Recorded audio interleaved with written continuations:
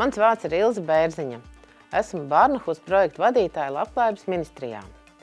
Pateicoties Eiropas ekonomikas zonas grantu finansējumam, esam uzlabojuši Barnahus modeļa pieejamību vardarbībā cietušajiem bērniem un viņu tuviniekiem. Barnahus modeļa ietveros visi speciālisti strādā vienkopus.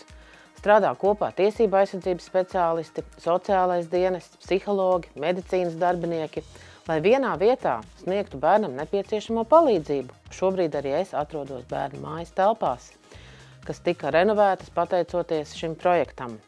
Projekta ietveros esam īstenojuši daudzas lietas, tanī skaitā pieredzes apmaiņas vizītes, apmācības, gan vietēja līmeņa mācības, gan starptautiskas mācības. Bērna mājas modeļa ieviešana ir tas, kas mums ļauj būt kā līdzvērtīgiem partneriem speciālistu vidū starp citām Eiropas Savienības dalībvalstīm.